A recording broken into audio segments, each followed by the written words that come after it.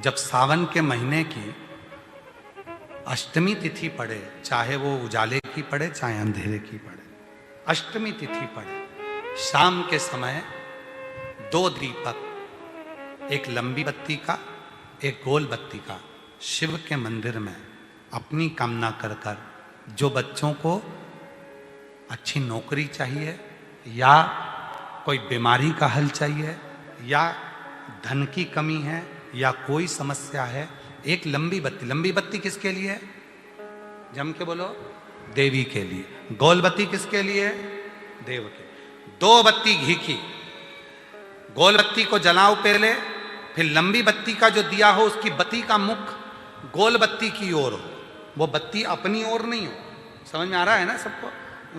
जो बत्ती होती है, शंभू दिया लाओ जरा, ए पंडितों दिया लाओ, ब्राह्मणों दिया रख दो, हाँ लाओ दीपक लाओ, बत्ती भी लगा के लाओ, खाली दिया का ला रहे हो, हाँ लाओ।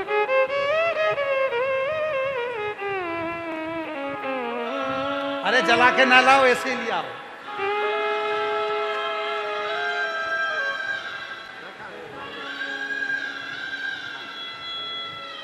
बताओ, दीपक की कथा है और इतना बड़ा दीपक यहीं रखा है। अच्छा, भोलेनाथ जी को भी मालूम है आज ये वाली कथा बाचेगा जब ये दिया आ गया। ये जो बत्ती का मुख है, देखो ये दिया, ये लंबी बत्ती, ये गोल बत्ती, तो ये जो गोल बत्ती है आपने यहां जलाई, और ये लंबी बत्ती जो है ना, इसका मुख गोल बत्ती की ओर।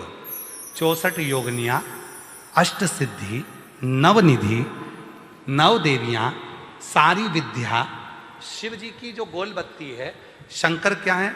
ज्योतिर्लिंग, ज्योतिर्स्वरूप। मां दुर्गा क्या है? ज्योति स्वरूपा। क्या कहते हैं? ज्वाला महारानी की। ये ज्योति के रूप में जब हम गोल बत्ती के सामने अष्टमी के दिन प्रदोष के समय पर लंबी बत्ती का दीपक, पहले गोल बत्ती का दिया जलाया, फिर ये लंबी बत्ती का मुख उधर की ओर कर कर दीपक को जब हम प्रज्वलित करते हैं और अपनी जो कामना दोनों दीपक के सम्मुख में करते हैं, वो कामना पूर्ण होकर ही रहती है। दो बत्ती पर करना क्या है? दोनों अष्टमी पर, सावन के महीने में जो उजाले पक्ष की अष्टमी आएगी उस पर भी करना है, और जो अंधेरे पक्ष की आएगी उस पर भी करना है। बड़ी सुंदर दीप बनाया है, जोरदार ताली बजाओ जिसने बनाया।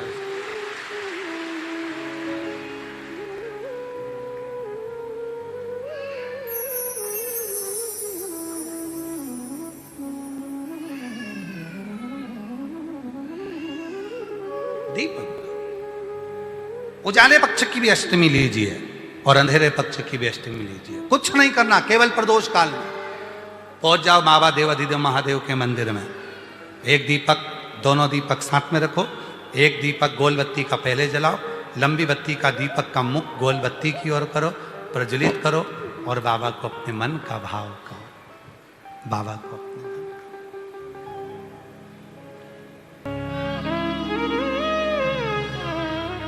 जो कहो वो दिल से स्वीकार करो।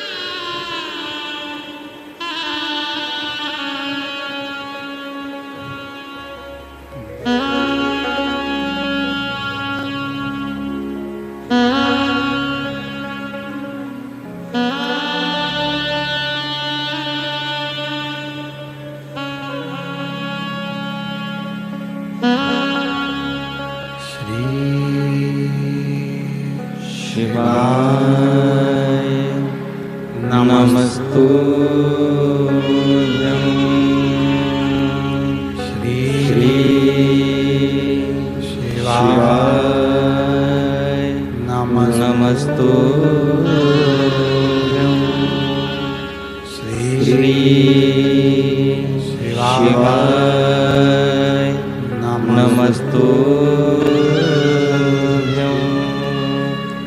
श्री शिवाय नमस्तुभ्यं श्री शिवाय नमस्तुभ्यं।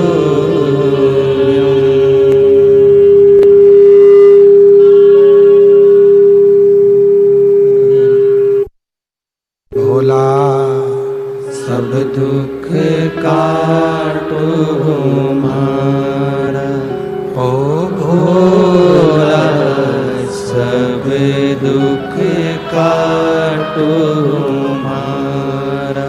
शिव शंकर जपो तेरी माला, भोले बाबा जपो तेरी माला।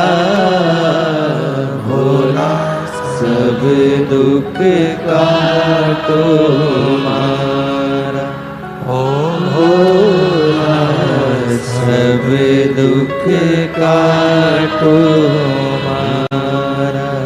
वेश है मंगल मंगलकारी, वेश मंगल मंगलकारी। शमशान वासी हमारा, शमशान वासी हमारा। ओ भोला सब दुख काटो हमारा, ओ भोला सब दुख काटो हमारा।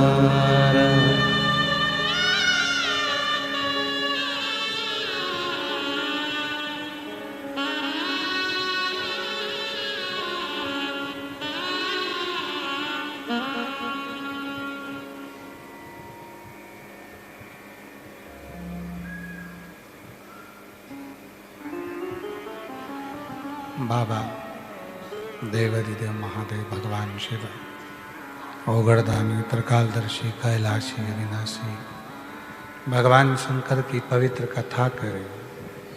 शिव महापुराण की कथा वर्णन कर रही है, शिव तत्व कह रहा। भोले की सेवा फल देगी, आज नहीं तो कल देगी, पर देगी जरूर, वो देगी।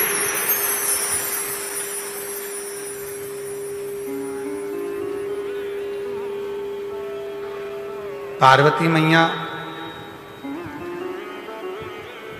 भगवान देवाधिदेव महादेव की साधना में, उपासना में जो लगी,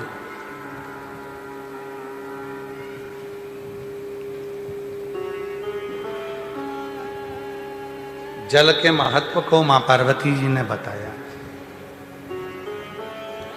समय आया तारकासुर का संहार करना है,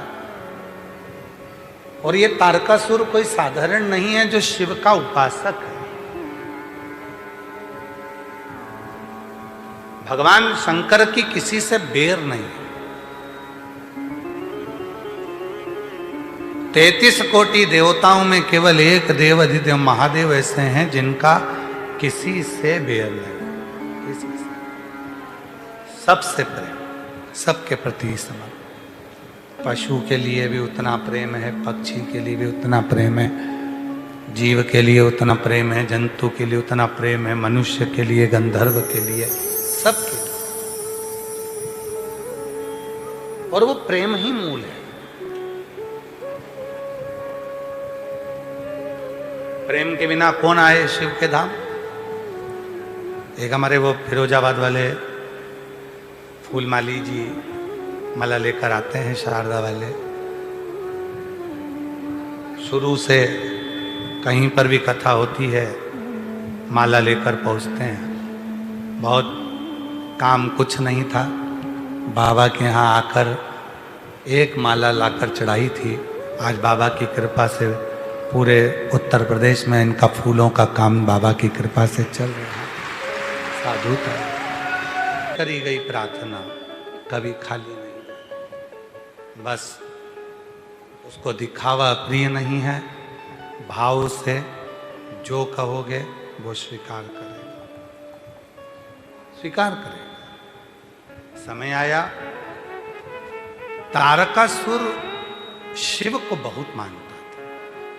शंकर भगवान का कोई दुश्मन नहीं है, शिव का कोई द्रोही नहीं है, शंकर भगवान का कोई दुश्मन नहीं।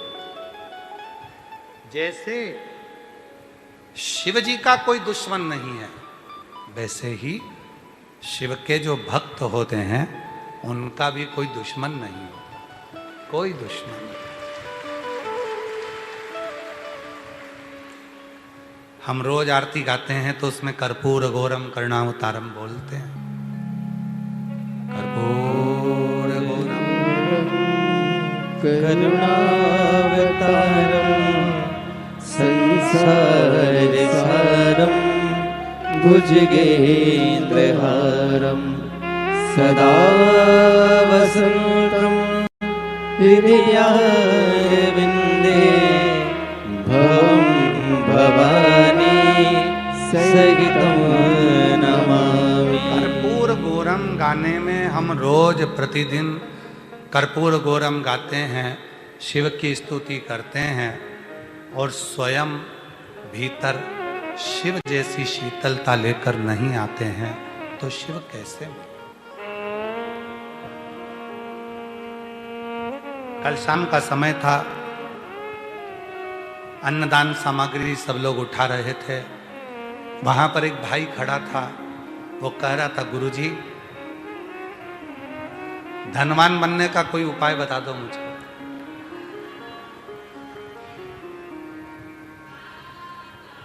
अन्नदान संभाल रहा था और कहता गुरुजी धनवान बनने का कोई उपाय बता दो मुझको। हमने उससे कहा तुम पुण्यवान बन जाओ, धनवान अपने आप बन जाओ। पुण्यवान। फिर उसने पूछा पुण्यवान बनने का उपाय बता दो। हमने कहा पुण्यवान बनने का सबसे सुंदर तरीका है, जहां शिव महापुराण की कथा हो वहां मौका मिल जाए किसी को पानी पिलाने का, मुख झूठा कराने का, शिव के मंदिर में सफाई करने का, कोई सेवा करने का, कोई वृद्ध जन, कोई बीमार, कोई दुखी, कोई गरीब की सहायता करने का थोड़ा सा भी मौका मिल जाए तो पुण्य कमाना चालू करो। जब तुम्हारे खाते में पुण्य बढ़ना प्रारंभ होगा तो महादेव धन देना प्रारंभ कर पुण्य बढ़।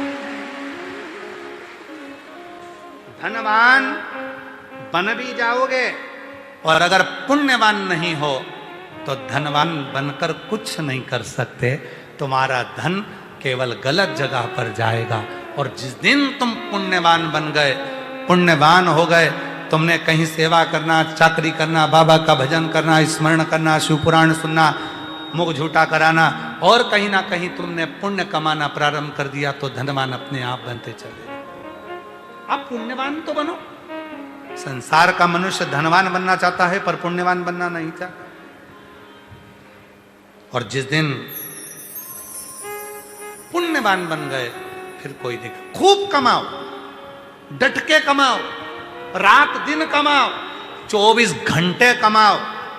जितनी तुम्हारे शरीर की कैपेसिटी है उससे 1000 गुना ज्यादा मेहनत कर कर कमाओ।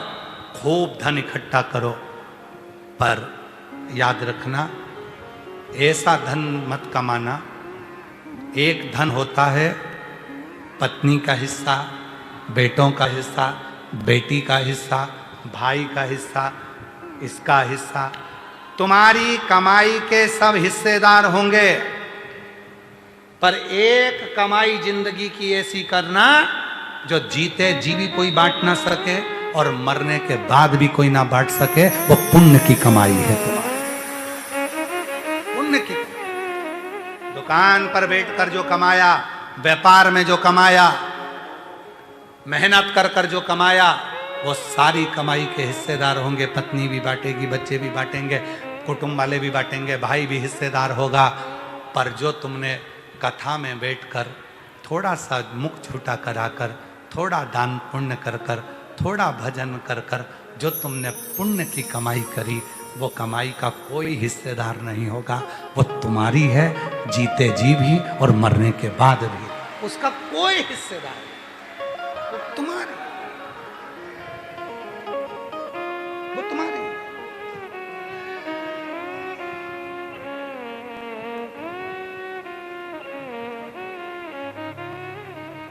उसका हिस्सेदार कोई नहीं है। अपना किया मत बुरे कर्म कर बंदे, वरना पछताएगा। भगवान की आंखों से तू बच नहीं पाएगा, तू बच नहीं पाएगा। अरे ओ अज्ञानी मत कर नादानी। जैसे विभीषण के ससुर शैलुष गंधर्व शिव के मंदिर में जाते थे, भगवान शंकर के कैलाश जाते थे, शिव नहीं मिलते थे तो जल चढ़ाकर आ जाते थे। कई बार मंदिर अगर बंद भी मिले, नहीं मंदिर में जाने का मौका मिले, तो उस मंदिर के प्रांगण में, उसकी बाउंड्री के अंदर जो कंकर हो, जो वृक्ष हो, उसमें आप जल समर्पित करेंगे तो भी वो जल शिव स्वीकार करते हैं, शिव स्वीकार। और यही बात शैलुष ने अपनी बेटी शर्मा को बताया, जो विभीषण की धर्मपत्नी थी। विभीषण की धर्मपत्नी थी। धर्मपत्नी की भाग्य देखकर विद्वानों ने कह दिया था, ए शैलुष, ए गंधर्व, तेरी जो लड़की है शर्मा, ये दासी बनकर रहेगी। दासी। शैलुष की आंख में जल भर गया। मेरी बेटी शर्मा। विभीषण के ससुर आंख में आंसू भरकर रो रहे हैं। शैलुष आंसू भरकर रो रहे हैं। मेरी लड़की शर्मा दासी बनकर रहेगी। उनको नहीं मालूम था कि कहां शादी होगी। और आखिरी में शैलुष ने अपनी बेटी शर्मा को एक काम करा, जब इसके ललाट में दासी बनना ही लिखा है तो क्यों ना एक काम करूं। जब बर्तन धोना लिखा है, झाड़ू लगाना लिखा है, पोछा लगाना लिखा है, सबके कपड़े धोना लिखा है, पूरे घर की गुलामी लिखी है, तो एक गुलामी और चालू कर दूं। शंकर जी के मंदिर की भी गुलामी चालू कर दूं। घर के कपड़े धोती हूँ, घर में पोछा लगाती हूँ, घर में बर्तन मांजती हूँ, तो शंकर के मंदिर में भी झाड़ू लगा लूँ एक बार, शंकर के मंदिर में भी पोछा लगाऊं, शंकर के मंदिर के भी बर्तन मांज दूं। और जैसे ही विभीषण के ससुर शैलुष अपनी लड़की शर्मा को लेकर जाते, शंकर के मंदिर में बुआरी लगवाते, शिव के मंदिर की चौखट की झाड़ू लगवाते, और जब उसके मंदिर की सेवा चालू कर दी, जब तुम उसकी दासी बन गए, तो फिर संसार में किसी की भी दासी नहीं बन सकते। किसी की दासी, जब उसके दासी बन गए।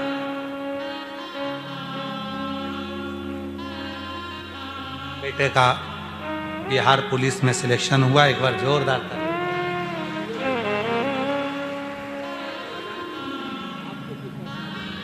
हमारी नहीं, बाबा की कृपा हो गया।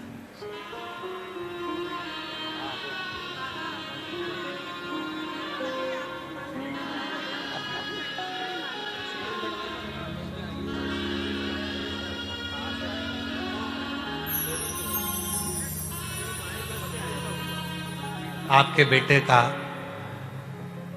डॉक्टरी में सिलेक्शन हो गया, नीट क्लियर कर लिया। एक बार जोरदार ताली बजाएं। सरकारी कॉलेज मिला बेटे को, और जोरदार ताली बजाओ। एक बाप की जो तमन्ना होती है, आशा होती है कि मेरा बेटा डॉक्टर बने, आज उस पिता से पूछो जिसका बेटे ने नीट क्लियर करा और डॉक्टर बनने जा रहा है। साधु।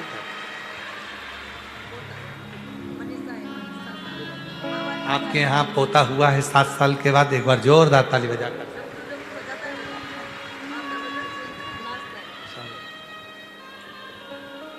मेरा तू ही तो हमदर्द है, जिसे कहता हूँ, मेरा तू ही तो हमदर्द है, जिसे हर दर्द कहता हूँ। शैलुष ने बेटी को शिव की दासी बना दिया। और जितनी संसार की मेरी बेटियां हैं, जितने मेरे बेटा हैं, जितनी मेरी माता हैं, जितने मेरी जीजियां, मेरे जीजा जितने बैठे हैं, जितने बुजुर्ग माँ बाप बैठे हैं, घर में झाड़ू बर्तन सब करते हो, एक बार नियम बनाओ, शंकर के मंदिर में जाऊंगी, कुछ नहीं तो वहां के दीपक ही उठा के एक ओर रखी आऊंगी, थोड़ी सी झाड़ू लगा दूंगी, एक बार कर कर देखना, कर कर देखना। जब तुम उसकी दासी बन जाओगे ना, तो दुनिया में तुम फिर किसी की दासी नहीं बनोगे, किसी की दासी। शर्मा ने एक दिन पूछ लिया, पिताजी तुम शिव जी के मंदिर में झाड़ू लगाने का बोलते हो, पोछा लगाने का बोलते हो, मुझे क्या मिलेगा? कुछ नहीं बेटा, मैंने विद्वानों से पूछा, तेरा भाग्य तो भाग्य में लिखा था कि तू दासी बनेगी, तू दासी बनेगी, पर मैं तेरे भाग्य को बदलना चाहता हूं। और संसार में किसी की सामर्थ्यता नहीं है जो किस्मत को पलट दे, केवल किस्मत पलटने वाला तो देवाधिदेव महादेव है, जो पलट देता है, किस्मत को पलट देता है, वो बदल सकता।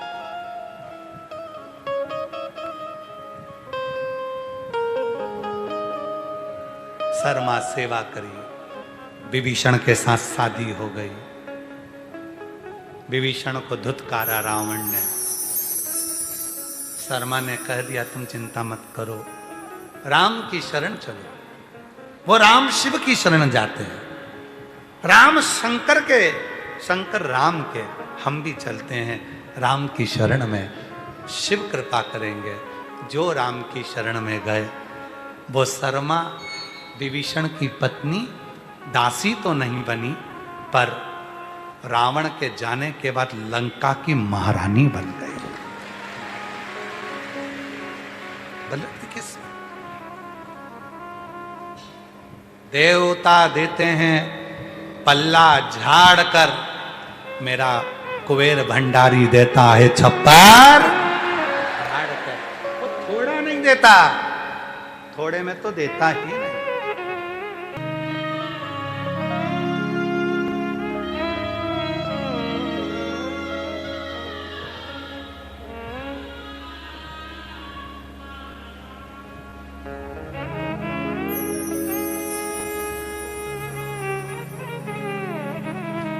भगवान देवाधिदेव महादेव शिवोगढ़दानी त्रिकालदर्शी कैलाशी अविनाशी, भंडार भरने वाला है, साधारण नहीं, बड़ी कृपा करता है, बड़ी कृपा करता है। उसका कोई दुश्मन नहीं, दुश्मन।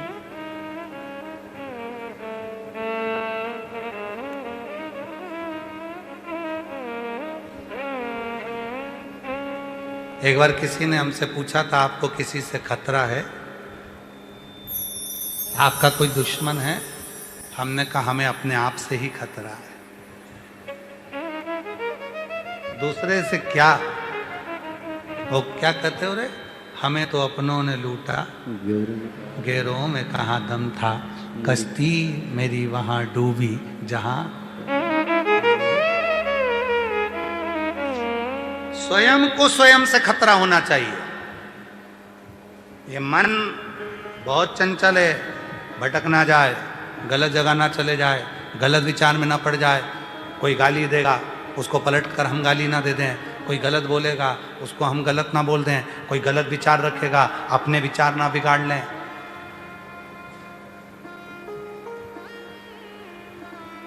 कुत्ता देखा है?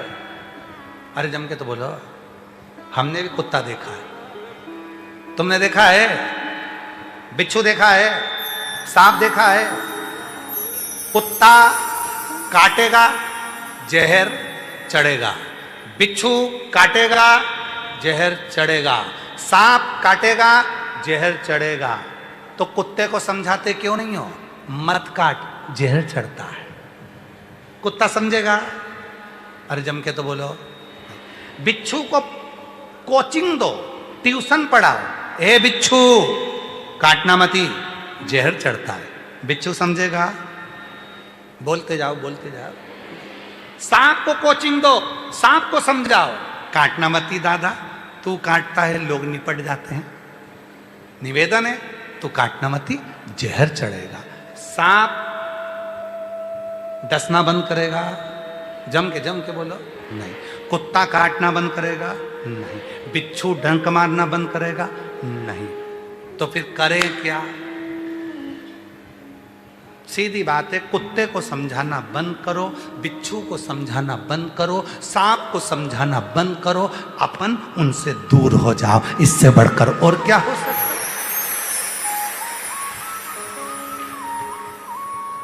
तुम्हें मालूम है कुत्ता काटेगा और जहर चढ़ेगा, बिच्छू काटेगा जहर चढ़ेगा, सांप काटेगा जहर चढ़ेगा, तो क्यों उसके करीब में रहते हो? जो बुरा है उससे दूरी बनाओ, गलत बोलने वाला है उससे दूरी बनाओ। आप दूर हो जाओगे, काटेगा ही नहीं। सृष्टो कुत्ता देखा हमने, तुमने देखा कि नहीं देखा पर पता। बिच्छू देखा हमने, तुमने देखा कि नहीं देखा पता। दूरी। भगवान नारायण करें तारकासुर बेकार, तारकासुर ने ये कर दिया। ब्रह्मा जी बोले तारकासुर ने ये कर दिया। इंद्र करें तारकासुर ने ये कर दिया। आखिरी में एक दिन भगवान विष्णु ने तुरंत कह दिया लक्ष्मी जी से, हे लक्ष्मी तुम कहती हो तारकासुर ने ऐसा करा, पर तारकासुर जैसा शंकर का भजन करने वाला कोई दूसरा नहीं होगा। जिसने वर मांगा शिव के पुत्र के द्वारा मरूं, और षडानंद कार्तिकेय ने तारकासुर का संहार किया। वो तारकासुर साधारण नहीं है। उसके 3 पुत्र तारकाक्ष, विदुम्माली, कमलाक्षकी, जिनके कारण भगवान शंकर का पशुपति नाम पड़ गया। बोल पशुपतिनाथ भगवान की। सुन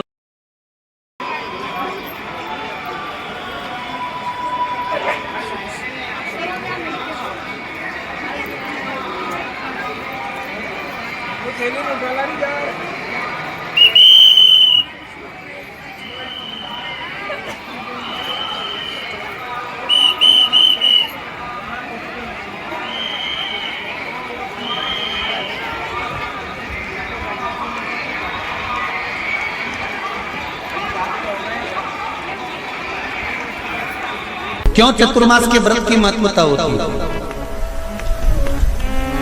तो कहा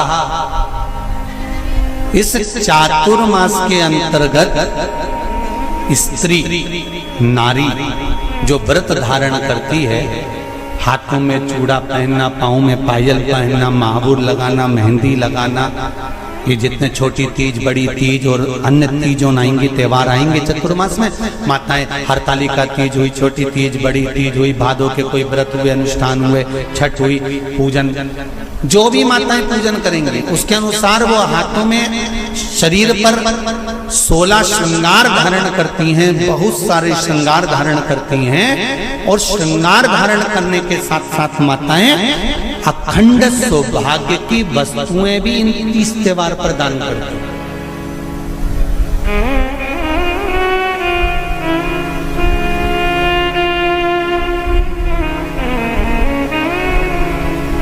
जो अखंड सौभाग्य की सूचक,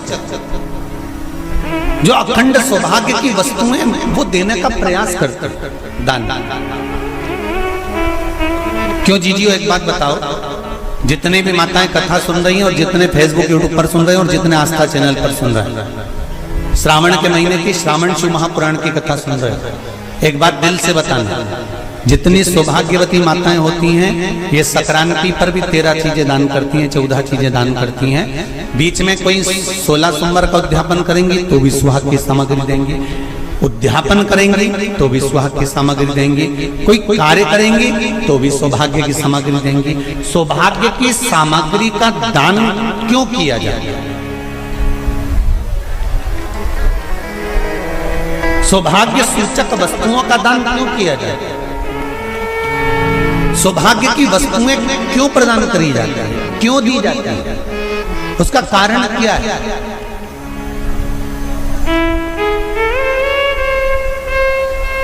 क्यों देते हैं? महाराज,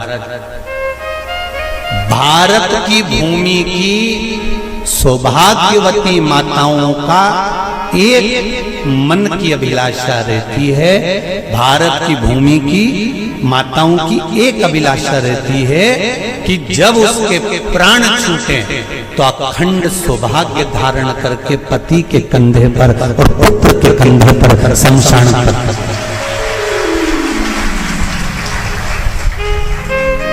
ये भारत की भूमि की माताओं की सोच है, उनके मन का संकल्प, उनके मन का भाव। और विदेश की माताओं का क्या संकल्प होता है? महाराज, भारत का एक संत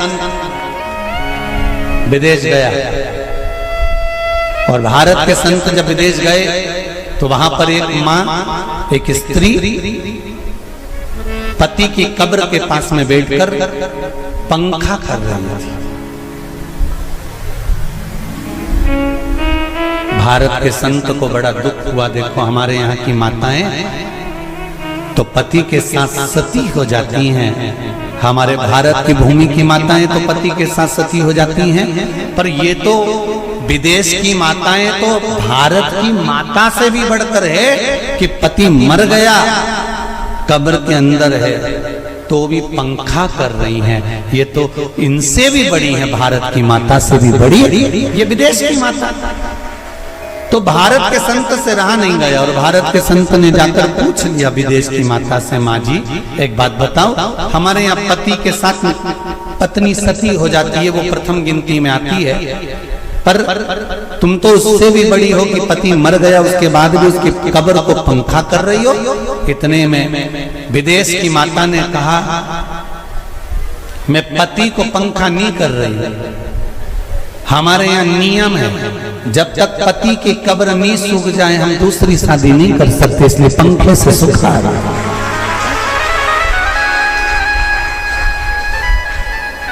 इसलिए पंखे से सुखा रही है।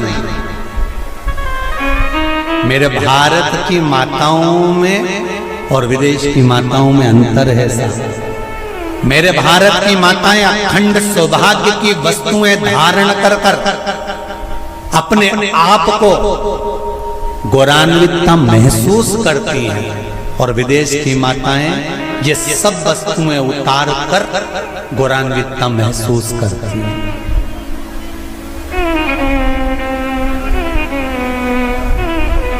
क्यों देते हैं चूड़ी का दान, क्यों देते हैं बिंदी का दान, क्यों देते हैं अखंड सौभाग्य का दान? किस महाराज, एक बिछुड़ी नहीं, कितनी? 2, 3, 4, 5, एक एक पांव में जोड़े से बिछुड़ी होना चाहिए, केवल एक नहीं, सिंगल नहीं। वो तो आजकल का फैशन हो गया महाराज, जो केवल एक बिछुड़ी धारण कर लो उसी में फैशन दिखे। श्रावण की शिव महापुराण की कथा कहती है जब बेटी को विदा करा जाता है और पहली बार बेटी के पांव में जब बिछुड़ी डाली जाती है तो वो बिछुड़ी भी अलग अलग नहीं होती, उस बिछुड़ी के जोड़ को चेन से एक दूसरे से बंधा हुआ होता। बोला सही है कि गलत? जितने आस्था चैनल पर कथा सुन रहे हैं, जितने फेसबुक पर सुन रहे हैं, यूट्यूब पर सुन रहे हैं, सुन लेना कि मेरे भारत की माताओं का जब पाणी ग्रहण संस्कार किसी बेटी का होता है, उसके पांव में जब पहली बार बिछुड़ा पिनाया जाता है, बिछुड़ी पिनाई जाती है, तो वो बिछुड़ी भी एक दूसरे से बंधी हुई होती है, चेन से बंधी हुई होती है। उसको अलग अलग वाली बिछुड़ी शादी के मंडप में नहीं पिनाई जाती। क्यों? जैसे ये बिछुड़ी एक दूसरे से पांव में बंधी हुई है, तुम्हारी जिंदगी अंतिम श्वास तक ऐसी ही बंधी की बंधी रहे, यही वर्णन है। वो तो अब माताओं ने थोड़ा सा फैशन चेंज कर दिया, अब पांव में ज्यादा बिछुड़ी नहीं पहनती, गड़ती है, चुभती है, एक बिछुड़ी धारण है। महाराज पर नहीं, बिछुड़ी भी दो जोड़े से। हमारी माताएं, भारत की भूमि की जो माताएं हैं, ये चूड़ी भी हाथ में पहनती है तो जोड़े से पहनती है, बोलो जैसा सही है कि गलत है। एक अकेली चूड़ी माताएं हाथ में धारण नहीं करती हैं। अगर भारत की भूमि की संस्कारित माताएं हैं और भारत की भूमि की सभ्यता और संस्कृति को जानती है तो अकेली चूड़ी नहीं, जोड़े की चूड़ी पहनेगी, 2 चूड़ा डालेगी, 4 डालेगी, 12 डालेगी, पर सिंगल नहीं, अकेली। और सरल भाषा में समझ लो, हमारे यहां ठेले पर लेने जाओ तो जो केले अपन खाते हैं वो भी सिंगल नहीं देते, उसको भी जोड़े से दिया जाता है। 2 दूं की, 12 दूं की, आधी दर्जन दूं की 1 दर्जन दूं। अब अंदाजा लगाइए, हमारे यहां देने का भी एक भाव है। श्रावण के महीने की शिव महापुराण की कथा, जिसका नाम है श्रावण शिव महापुराण की कथा, ये कहती है कि पार्वती जी ने और गंगा जी ने ये चतुर्मास में जितना सौभाग्य का दान दिया है, उनके बराबर दुनिया का कोई व्यक्ति इतना सौभाग्य का दान नहीं दे सकता जो माता गंगा और पार्वती दोनों दान दे रहे हैं।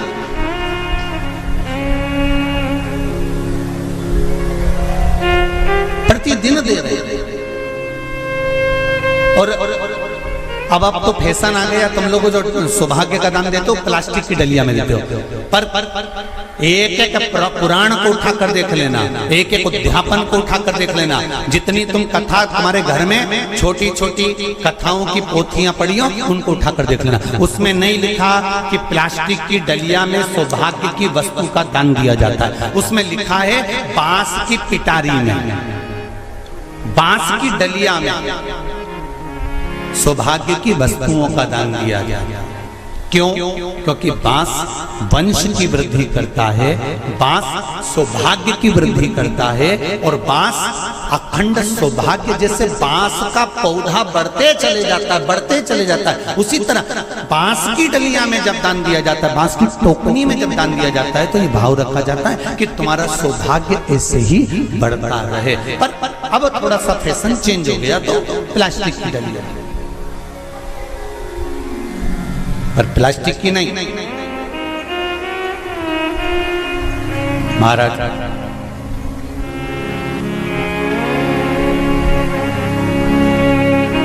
शिव तत्व की ओर चलते, शंभु शरणे पड़ी मांगू घड़ी रे घड़ी, दुख काटो दया करी दर्शन आपो।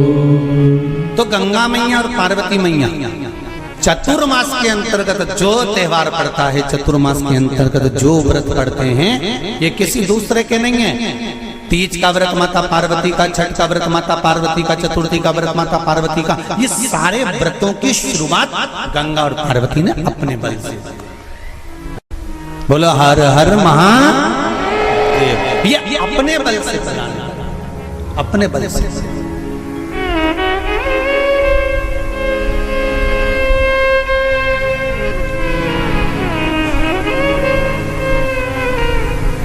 एक बार बाबा देवाधिदेव महादेव भगवान शंकर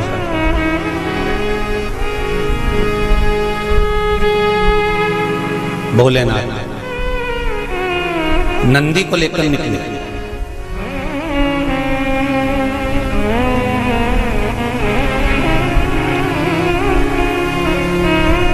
और नंदी को लेकर जब भोलेनाथ जी चले,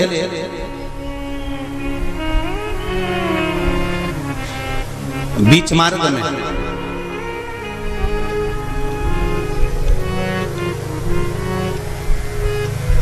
जिस चंचुला देवी का पति बिंदुक के प्राण छूटे थे, और जो चंचुला देवी माता पार्वती की सेवा में लगी हुई थी, वो चंचुला देवी का दर्शन भगवान शंकर को और शंकर भगवान का दर्शन चंचुला देवी को। अब देखिएगा जरा कथा पर विशेष ध्यान रखना। श्रावण महीने की शिव महापुराण की कथा कह रही है कि नारी का अखंड सौभाग्य कैसे रह सकता है।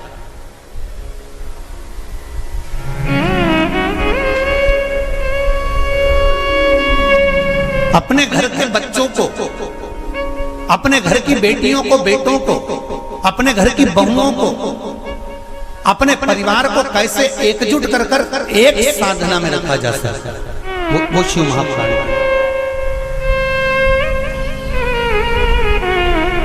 महाराज बीच में चंचुला देवी दिखी, नंदी पर बैठे बाबा भोलेनाथ, चल चल चल, और आराम से देवाधिदेव महादेव जा रहे थे। नंदी अलमस्त होकर चल रहे थे, हाथ में बाबा के त्रिशूल, त्रिपुंड, मस्तक पर भस्म रमाए हुए, जटाजूट बांधे हुए, मस्तक पर सुंदर चंद्रमा है, और गंगा की धार बहते बहते देवाधिदेव महादेव चंचुला के सामने आ गए। चंचुला वो जिसका पति बिंदु प्रेत योनि में पड़ा हुआ था, और बेदब्य था उस चंचुला ने धारण कर कर रखी थी, उसका पति जीवित नहीं था।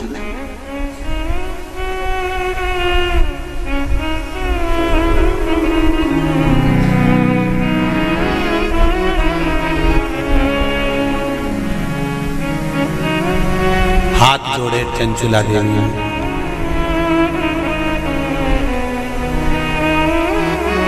और निवेदन करा, महाराज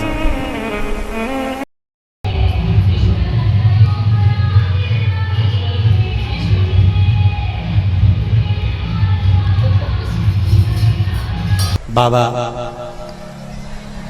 देवाधिदेव महादेव से प्रार्थना करेंगे कि हे भोले बाबा, हे शंभु बाबा, हे कैलाशी, हे अविनाशी, हे ओघड़दाना, हमारे मन की मनोरथ को पूर्ण करें। श्री शिवाय नमस्तुभ्यं, श्री शिवाय नमस्तुभ्यं, श्री शिवाय नमस्तुभ्यं, श्री शिवाय नमस्तुभ्यं, श्री शिवाय नमस्तुभ्यं। शिव महापुराण का ये मूल मंत्र है। शंकर भगवान की पुराण तुम्हारे सम्मुख में है, भले आस्था चैनल पर कथा सुन रहे हो, फेसबुक यूट्यूब पर सुन रहे हो, चाहे एक वरेश्वर बाबा की पावन धरा पर ऑनलाइन शिव महापुराण की कथा को श्रवण कर, जहां बैठकर सुन रहे हो वह दिल से बाबा से अपने मन की बात इस मंत्र को बोलने के बाद अवश्य कह लेना चाहिए, उससे विनती अवश्य करना चाहिए। तेरा ही दिया मैंने खाया पिया है, तेरा शुक्रिया है, तेरा शुक्रिया है। दिल से कहो, हम तेरे भरोसे पर कथा सुन रहे हैं, हम तेरे सहारे सुन रहे हैं, और तुझे साधना है, और ये साधता भी वही है, कोई दूसरा नहीं साध सकता। महाराज तलवार के घाव को सुई पर निकाल देता है, वो मेरा शंकर ही हो सकता है, इसके सिवाय कोई दूसरा नहीं।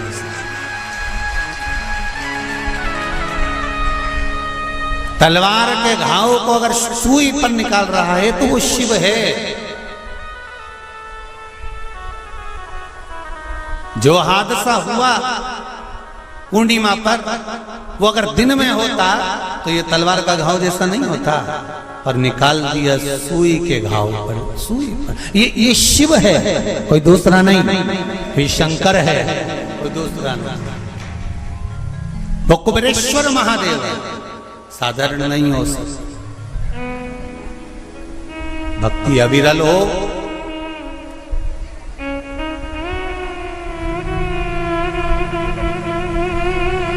चारों तरफ लोगों ने कह दिया, कोई कहे 50 चले गए, कोई के 20 चले गए, कोई के 40 चले गए, कोई के ऐसा हो गया, कोई कहे वैसा हो गया, पर प्रकृति के आगे कुछ नहीं।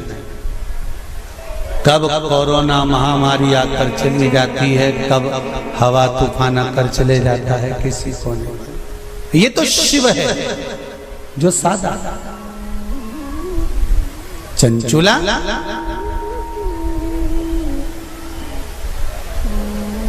आपने मेरा मार्ग क्यों रोक दिया? भगवान देवाधिदेव महादेव ने पूछा।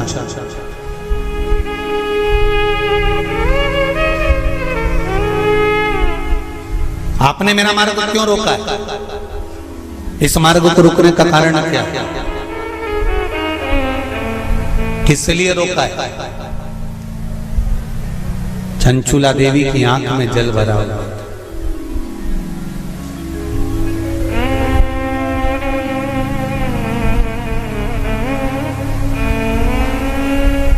मैं बेधब्य हो गई हूं। चंचुला देवी कहती हैं, मेरे पति के धाम को मुझे वापस जाना है। जिस लोक में मेरा पति रहता है मुझे उस लोक में जाना है। शंकर भगवान ने एक बात बड़ी सुंदर कही चंचुला देवी को, आपको मालूम है? चंचुला,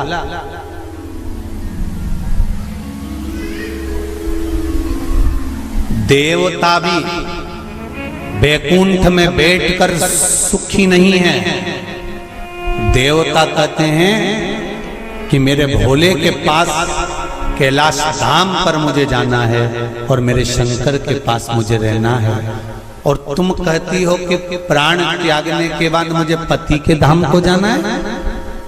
चंचुला जी कहती हैं, प्रभु मैंने भी कोई ऐसा पुण्य का कार्य तो नहीं करा कि मैं बैकुंठ जाऊं। तो इससे अच्छा है मेरा पति जो चोरी करता था, छल करता था, बेईमानी करता था, कपट करता था, प्रपंच करता था, और वो जिस जगह पर है, बोले वो नरक में है, कहां है, मैं तो उसके पास में जाना चाहता हूं। शंकर भगवान ने कहा कि चंचुला तुम मृत्यु लोक में आई हो और पृथ्वी पर आने पर तुम्हारा पति प्रेत योनि में पड़ चुका है, तो क्या तुम प्रेत योनि में जाना पसंद करोगे? ध्यान देना रे भाई, अगर कोई भूत बन गया, प्रेत बन गया, तो तुम भी भूत प्रेत बनना पसंद करोगे क्या? अरे बोलो तो जम के, नहीं ना। तुम क्या करना पसंद करोगे कि अगर कोई भूल से भी भूत बन गया है, प्रेत बन गया है, शिव महापुराण की कथा कहती है अगर बिंदु का प्रेत योनि में चला गया है तो तुम्हारा फर्ज है, अगर परिवार का कोई सदस्य अगर प्रेत योनि में पड़ा हुआ है तो उस प्रेत योनि से मुक्त कराकर परमात्मा के चरणों में जाकर रख देना, ये परिवार के सदस्य का कर्तव्य बनता है। इसलिए चंचुला देवी, तुम्हारा पति प्रेत योनि में है, तुम प्रेत योनि में जाने का विचार मत करो। चंचुला देवी, तुम तो एक काम करो कि वो पति प्रेत योनि से छूट जाए, उसके लिए क्या करा जाए वो विचार करा जाए। जैसे श्रीमद् भागवत कथा में आता है, आत्मदेव नाम का ब्राह्मण जिसके घर में संतान नहीं, पुत्र हुआ, धुंधकारी नाम रखा, सखी के घर से लेकर। धुंधकारी के प्राण छूटे, प्रेत योनि में चले गया। गौकर्ण को मालूम पड़ा कि मेरा भाई प्रेत योनि में पहुंच गया है, तो गौकर्ण ने तर्पण आदि क्रिया करना प्रारंभ करी, भजन करना प्रारंभ करा, कीर्तन करना प्रारंभ करा, स्मरण करना प्रारंभ करा, मंत्र जाप करना प्रारंभ करा। और गौकर्ण ने उस मंत्र जाप के बल पर, उस भागवत कथा के बल पर, भगवान के बल पर, भगवत भजन के बल पर अपने भाई को प्रेत योनि से मुक्त करा दिया। एक बात आपको पहले भी कथा में कही है, आज फिर कह रहा है। शिव महापुराण की कथा सुनकर जो जहां से निकल कर जाता है, उस जगह पर जितनी जीवात्माएं कहीं एक्सीडेंट में, कहीं गर्भ में, कहीं कैसे ना कैसे शांत हो जाती हैं, वो जीवात्माओं पर हमारे शरीर की तरंग जब लगती है, जो कथा सुनकर जाता है, उसके शरीर की मात्र जो हवा लगती है, छूकर जाने वाली हवा, उसके द्वारा भी कोई प्रेत योनि में पड़ा हुआ होता है तो उसकी भी मुक्ति हो जाती है। ऐसी शिव महापुराण, उसका भी मोक्ष हो जाता है। इसलिए ऋणमुक्तेश्वर महादेव मंदिर उज्जैनी में लिखा हुआ है कि शिव महापुराण एक पीढ़ी को या 7 पीढ़ी को नहीं तारती। शिव महापुराण की कथा 71 पीढ़ी को तार देती है। वो शंकर की पावन कथा है, ये साधारण नहीं। शिव महापुराण की कथा सुनकर जाते जाते जाते जाते जिस मार्ग में जितने जीव हैं उनका कल्याण।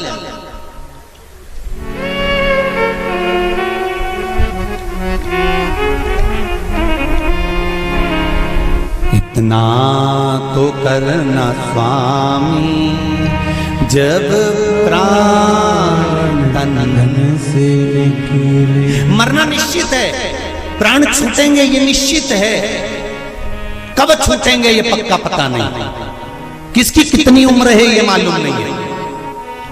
तो एक काम तो कर सकते हैं, भगवान से प्रार्थना तो कर सकते हैं कि बाबा ऐसी कृपा करना, ऐसी दया करना, मेरी ऐसी बुद्धि करना कि तेरा भजन करते हुए, तेरा दर्शन करते हुए, तेरा कीर्तन करते हुए, तेरा मंत्र जाप करते हुए मेरे प्राण छूट जाए। इतना तो करना स्वामी जब प्राण मन से निकले, गोविंद नाम लेकर जब प्राण तन से निकले। भगवान से इतनी प्रार्थना जरूर करना कि तेरे भजन करते करते, तेरा स्मरण करते करते, तेरा मंत्र जाप करते करते, तेरा कीर्तन करते करते, तेरी कथा श्रवण करते करते, दान पुण्य सत्कर्म करते करते, तीर्थ आदि करते करते, गंगा का स्नान, यमुना का स्नान, सरयू का स्नान करते करते, सारी पुरियों का स्नान करते, पूजन करते करते मेरे प्राण तेज में समा जाए। इससे बढ़कर कोई सुख जीवन का नहीं हो सकता, इससे बढ़कर कोई आनंद नहीं हो सकता।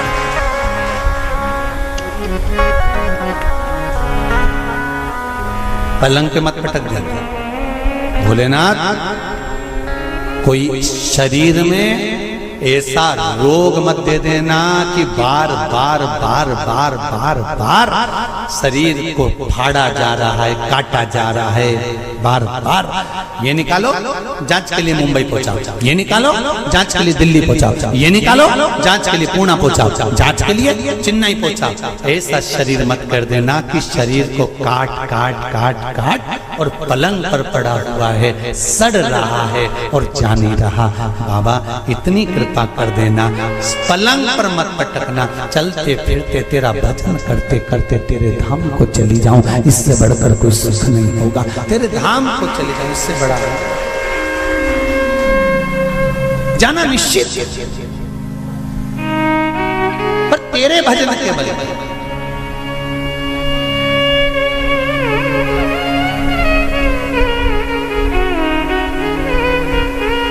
महाराज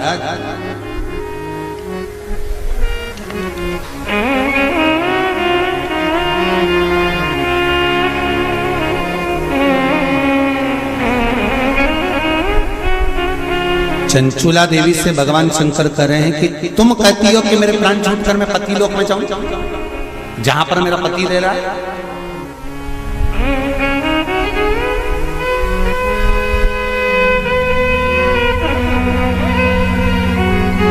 फिर ध्यान दो, इसको और सरल तरीके से समझ लो। पति मदिरा की दुकान पर बैठ रहा है और पत्नी अपनी सास से कह दे मैं तो वही रहूंगी जहां मेरा पति रह गया है। जम के तो बोलो जरा, जहां मेरा पति रह रहा मैं तो मारूंगा। पति मदिरा की दुकान पर बैठा है, मदिरा का नशा कर रहा है, तो क्या पत्नी वहां जाकर नशा करेगी? अरे बोलो जम के नहीं।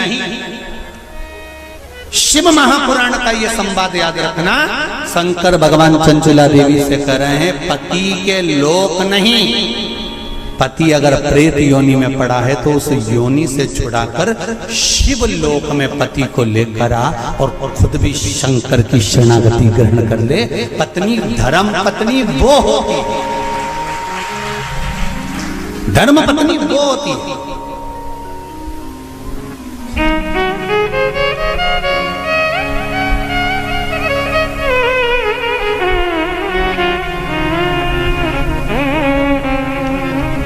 नहीं,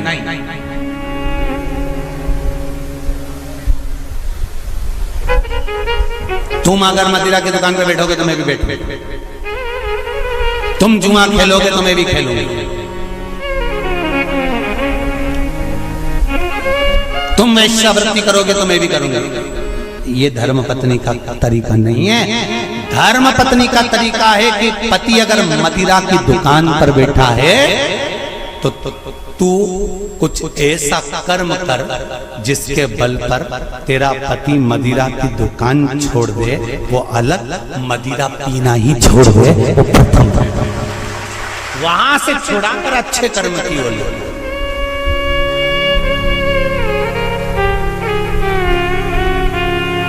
ये दुबे जी भी बैठे हैं कथा में और ये बोरबन जी भी बैठे होंगे महाराज, और ये सत्यता की बात कर रहे हैं हम दुबे जी को भी और रामकिशोर जी। तुमसे ज्यादा कथा करवाने का भाव तुम्हारी धर्म पत्नियों ने ही प्रेरित करा होगा, ये निश्चित है। ये हम ये भाव से, क्योंकि पति को सतमार्ग तक लेकर जाना, पति को सतमार्ग की ओर प्रेरित करना। और आज भी कमी नहीं है, सावन का महीना चल रहा है, आज भी जितने लोग आस्था चैनल पर कथा सुन रहे हैं, फेसबुक यूट्यूब पर कथा सुन रहे हैं, मेरा विश्वास कहता है कि घर की माताएं, घर की धर्म पत्नियां अपने पति से एक बार तो कहती होंगी, सुनो जी सावन का महीना चल रहा है, आज अपनी छुट्टी है, एक काम करते हैं 2 लोटा पानी लेते हैं और ले जाकर समर्पित कर देते हैं। सुनो आज छुट्टी है, एक बेलपत्र बाबा को चढ़ा देते हैं। आज छुट्टी है, एक काम करते हैं, हो सकता है सोमवार के दिन हमको ऑफिस जाना पड़े, हो सकता है सोमवार के दिन हमारा वर्किंग डे रहे, इसलिए काम करते हैं, रविवार आ रहा है, शनिवार आ रहा है, कोई छुट्टी का दिन आ रहा है, अपन एक काम करते हैं शंकर का अभिषेक करवा लेते हैं। किसी ब्राह्मण को घर में बुलाएं, शिव जी का अनुष्ठान करवा लें, शंकर का अभिषेक करवा लें, पूजन करवा लेते हैं। एक काम करते हैं, चलो अपन शिव के धाम चलते हैं। ये धर्म पत्नी अपने पति को प्रेरणा देकर कहीं ना कहीं सतमार्ग की ओर जोड़ देती है, उसको धर्म पत्नी कहते हैं। वो तो कहीं कहीं की ऐसी जगदम्बा होती है,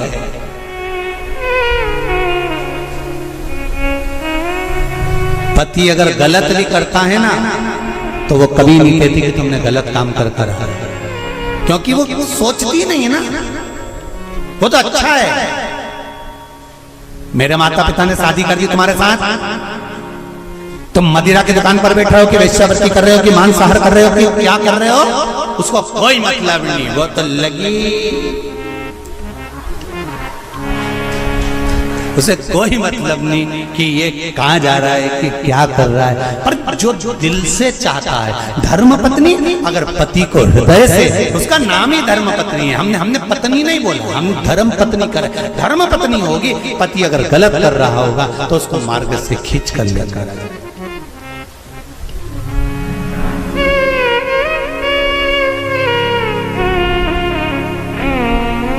अब देखिए कितना सुंदर संवाद। चौसर खेल रहे थे पांडव चौसर खेल रहे थे। द्रौपदी से पूछा गया, क्यों द्रौपदी, तुम्हारे पति जुआ खेल रहे थे और तुमने उसको मार्ग नहीं दिखाया, सतमार्ग नहीं बताया, तुम धर्म पत्नी हो द्रौपदी, सतियों की गिनती में आता है तुम्हारा नाम, और तुम तुम्हारे पतियों को गलत मार्ग से निकाल कर नहीं लाई। द्रौपदी कहने लगी, मुझे तो मालूम ही नहीं था।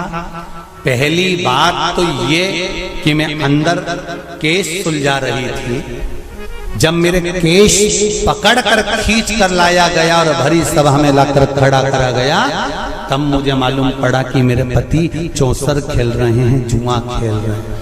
और मैंने हाथ जोड़कर निवेदन करा, तुम ये क्या कर रहे हो, तुम ये क्या कर रहे हो। आज भी नियम है महाराज। कोई मदिरा पान में डूबा है, कोई वेश्यावृत्ति में डूबा है, कोई मांसाहार में डूबा है, कोई गलत काम में जुए आदि में डूबा हुआ है। तुम छुड़ा कर रह गए कि मत जा, मत कर, तुम छुड़ा कर रह गए। तो शिव महापुराण का एक बड़ा सुंदर भाव वर्णन करा गया महाराज, बड़ा सुंदर भाव। महाराज शमी के 5 पत्ते, बेलपत्री के 5 पत्ते, बेर के 5 पत्ते, क्या क्या चीज है जरा जम के बोलो। शमी के 5 पत्ते, बेर के 5 पत्ते और बेलपत्री के 5 पत्ते। महाराज श्रावण महीने की दोनों अष्टमियों में से कोई भी अष्टमी, ये भी जरूरी नहीं है कि सोमवार की ही अष्टमी थी। श्रावण महीने की दोनों अष्टमियों में से कोई भी अष्टमी को बेर के पत्ते पर लाल चंदन, बेलपत्री के पत्ते पर पीला चंदन, शमी के पत्र पर केवल कोई चंदन लगाने की जरूरत नहीं, सादा केवल एकदम कुछ भी उसमें लगाकर नहीं, सिंपल। पहले लाल चंदन वाले पत्ते, फिर बेलपत्री के पत्ते, फिर शमी के पत्ते शिवलिंग के ऊपर समर्पित कर कर उसको उठाकर वापस लाकर बेलपत्री के पेड़ के नीचे ही 1 लोटा जल समर्पित कर कर पहले पत्ते चढ़ा देंगे, फिर लोटा भर जल समर्पित कर देंगे। उसी चढ़े हुए पत्तों में से 5 बेलपत्र को लेकर अपने घर आ जाए और अवधूतेश्वर महादेव, कौन से महादेव? अवधूतेश्वर महादेव। ये अवधूतेश्वर महादेव कौन से हैं? आपको कथा में कई बार वर्णन करा गया है। शंकर भगवान को क्रोध आया, ब्रह्मा जी ने क्रोध को लिया, समुद्र में डाला। उस रूप को क्रोध का एक रूप था, क्योंकि जो मदिरा पान करने वाले होते हैं, व्यसन करने वाले होते हैं, गलत काम करने वाले होते हैं, इनको सुधार करे जाओ। जितना तुम समझाओगे ये उतना आग बबूला होंगे। तुम बच्चों से कहोगे गलत लड़के के साथ रह रहा मत रहे, तो और ज्यादा क्रोध करेगा, और चिड़चिड़ करेगा, और अपशब्द कहेगा। तो ये क्रोध को संयमित कर देगा। अवधूतेश्वर महादेव, अवधूतेश्वर महादेव का स्मरण कर 5 पत्तों को लेकर आइए। कुछ समय बाद जैसा जैसा समय की अनुकूलता मिले, आप किसी मदिरा का पान करने वाले या किसी व्यक्ति को वो पत्ते दोगे या प्रसाद के रूप में दो तो अच्छी बात है, नहीं तो उस पत्ते का थोड़ा थोड़ा भाग भी प्रतिदिन मात्र 21 दिन तक अगर थोड़ा थोड़ा भाग भी दे दिया जाए तो धीरे धीरे मदिरा पान, व्यसन, गलत आदतें छूटना प्रारंभ हो जाती है और वो शंकर की शरणागति ग्रहण करते हैं। महाराज शिव अर्चना, ये तो अभी अभी लोगों की थोड़ी सी सोच गलत हो गई। ये दुनिया के लोगों को ये तो मालूम नहीं है भगवान शंकर के लिए। हाँ, शंकर भगवान के पास में भांग रहती है, शंकर भगवान के पास में भांग रखी हुई होती है। शंकर भगवान का भांग का श्रृंगार होता है, क्योंकि उसको बूटी के रूप में, औषधि के रूप में लिया जाए। पर कोई कहे कि शंकर भगवान भांग का नशा करते हैं, तो ये संसार के लोगों को समझा देना कि शिव भांग का नशा, मेरा भोलेनाथ भांग का नशा नहीं करते, शिव नशा नहीं।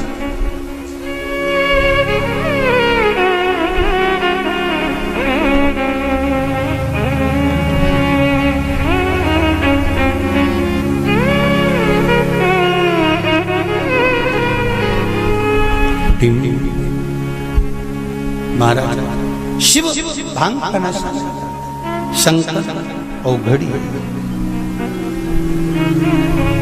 मेरा भोलेनाथ औघड़ दानी, और मेरा शिव जब औघड़ी, मेरा शंकर जब भोलेनाथ औघड़ी, जितनी वस्तुओं को धारण करता है ये सब औषधि के रूप में प्रयोग में, सब औषधि।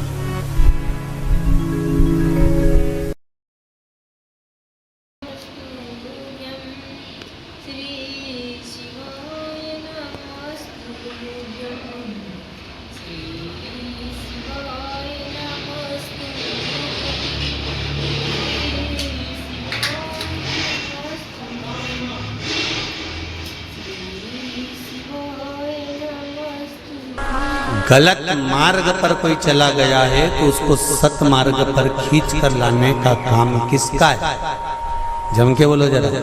धर्म पत्नी का है कि अगर पति गलत मार्ग पर चले गया तो उसको खींच कर लिया।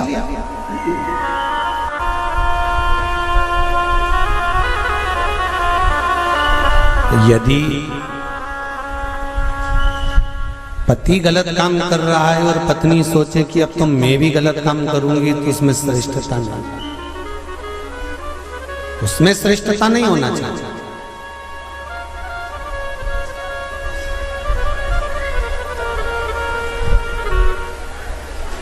अब मेरे उघड़दानी मेरे भोलेनाथ ने कहा, चंचुला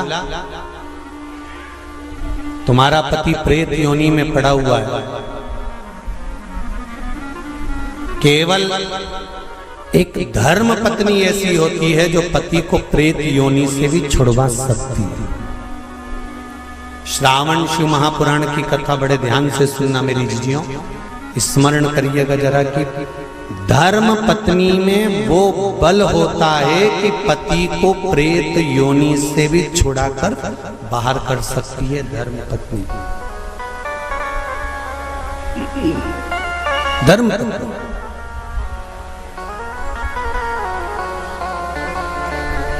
अब चंचुला देवी ने पूछा, मैं क्या करूं?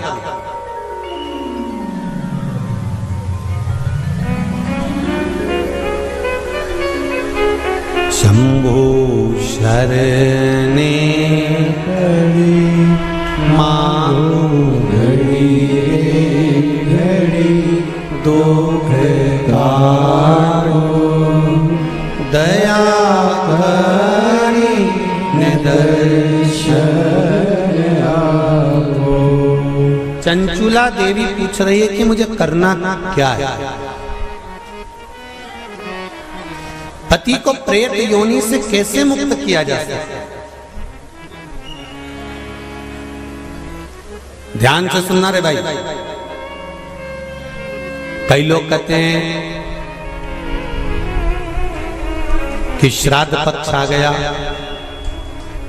ये कर लेना चाहिए तो प्रेत योनि से मुक्ति हो जाएगी। पितरों की शांति के लिए ये कर लेना चाहिए तो पितृ मुक्त हो जाएंगे। पहले तो एक बात अच्छे से समझ लो, पितृ मुक्त नहीं होते, उनकी शांति होती है। क्या होती है? जम के बोलो जरा। उनकी शांति होती है। जब आप किसी तीर्थ में स्नान कर रहे हो, जब आप किसी तीर्थ में हो, स्नान कर रहे हो, पुण्य कर रहे हो, सत्कर्म कर रहे हो, भजन कर रहे हो, कीर्तन कर रहे हो, मंत्र जाप कर रहे हो, तो उसका एक अंश, एक भाग हमारे पूर्वजों के खाते में, हमारे पितरों के खाते में जाता है, उनके खाते में पहुंचता है, ये निश्चित है। आपने किसी ब्राह्मण को भोजन कराया, भले अपने पितरों के निमित्त नहीं जिमाया, कोई ब्राह्मण को एक गिलास पानी पिलाया, भले अपने पितरों के निमित्त नहीं पिलाया, पर आपका एक अंश उसके खाते में चला जाएगा। उससे क्या होगा? पितरों की शांति। और समझ लो, गया जी में पिंडदान कर देने से क्या पितृ मुक्त हो जाते हैं? बद्रीनाथ जाकर कपाल क्रिया करने से क्या पितृ मुक्त हो जाते हैं?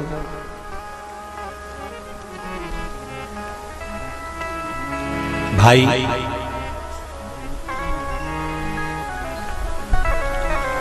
गया जी जाना तो वहां के पंडा जी से पूछना, हम यहाँ पिंडदान कर देंगे तो क्या वो मुक्त हो गए? पंडा जी कहेंगे आप अपने पूर्वजों को गया का पिंड देकर, उनका पिंडदान कर कर आप उनको भगवान विष्णु के चरणारविंद में छोड़ गए। पर आप घर जाना तो घर पर जब जब श्राद्ध पक्ष आए तब ब्राह्मण को भोजन जरूर करो।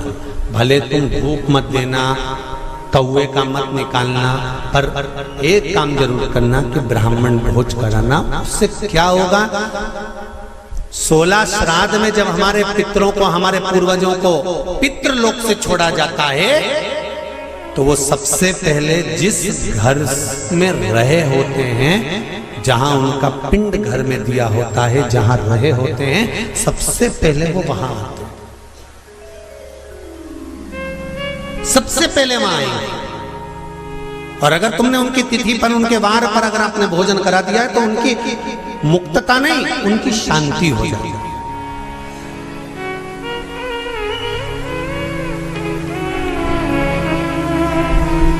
पितरों की मुक्ति कैसे, उनकी मुक्तता कैसे, प्रेत योनि की मुक्तता कैसे,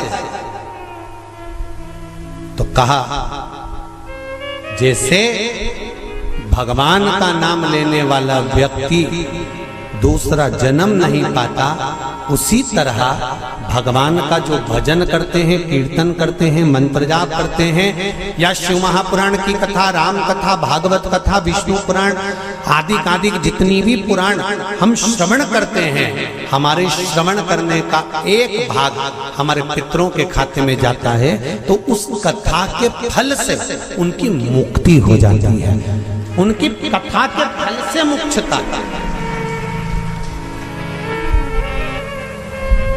प्रेत योनि से मुक्त हो गया धुंधकारी, बिंदुक प्रेत योनि से मुक्त हो गया। काय से हुआ, शंकर का स्मरण, शिव महापुराण की कथा का रसतत्व ग्रहण करना, राम कथा, भागवत कथा का मात्र स्मरण करना, उससे मुक्त था।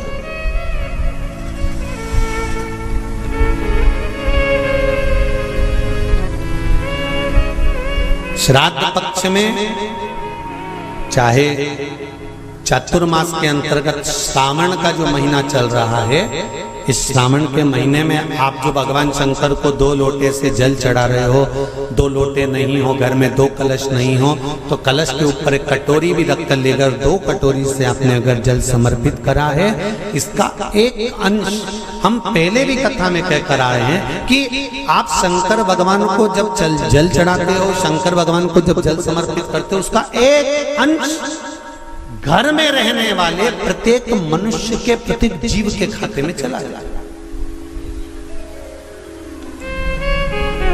सारी समस्या का हल, जम के बोलो जरा, 1 लोटा जल, ये सारी समस्या का।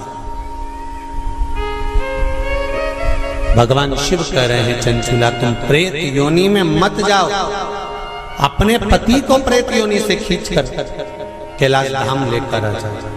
इसको धर्म पत्नी कहते हैं, जो पति से कह दे कि तुम गलत काम कर रहे हो, ठीक है वो अपनी जगह पर धर्म पत्नी का फर्ज है कि वो गलत काम करने वाले पति को भी धर्म का पथ निश्चित करे, धर्म का काम। तेरा ही दिया मैंने खाया पिया है, तेरा शुक्रिया है, तेरा शुक्रिया है। चंचुला देवी ने पूछा कि मेरे पति को प्रेत योनि से छुड़ाकर आपके चरणों में लाने का तरीका क्या है, उसका तरीका है क्या? तो कहा उसका केवल एक तरीका है। भगवान शंकर कहते हैं एकाग्र चित्त होकर कोई अगर मेरा गुणगान करे, शिव कह रहे चंचुला देवी, शंकर का मात्र गुणगान करने वाला, शिव महापुराण की कथा को मात्र श्रवण करने पर तेरे पति प्रेत योनि से छूट जाएगा। चंचला देवी ठहाका लगाई, हंसी, मुस्कुराई।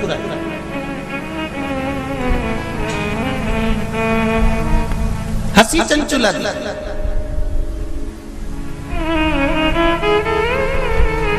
अब देखिए,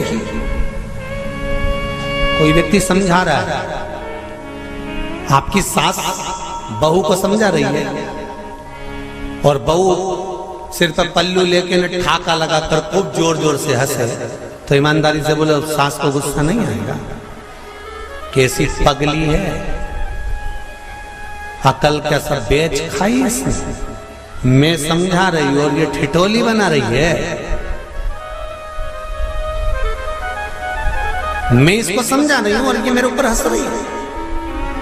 सास बहू को समझाए और बहू खूब ठाका लगा लगा कर हंसे तो सास को बुरा लगता है। शंकर भगवान के सामने चंचुला देवी हंसी, पर मेरे शिव जी को बुरा नहीं लगा। क्यों? शंकर भगवान कहते हैं कि ये मनुष्य का शरीर जो मिला है ना, 60 साल, 50 साल, 70 साल, 80 साल, 90 साल, 40 साल, आजकल उम्र की कोई सीमा है क्या? 100 वाले, 90 वाले तो बहुत कम मिलेंगे साहब। जितने भी मिलेंगे आप कहीं पर भी सूचना पाओगे 65 का था, 70 का था, 72 का था, 80 की तो बॉर्डर कबड्डी जैसे छूके आते हैं कहीं कहीं के। 80, 85 और 90 की बॉर्डर तो कबड्डी जैसे छूके आते हैं। कहीं कहीं के होते हैं जो तू करते करते वहां तक पहुंचते हैं और 80-90 की उम्र को छू के फिर आते हैं। नहीं तो आज का जमाना तो 70 हो जाए, 80, 70, 75, 70, 75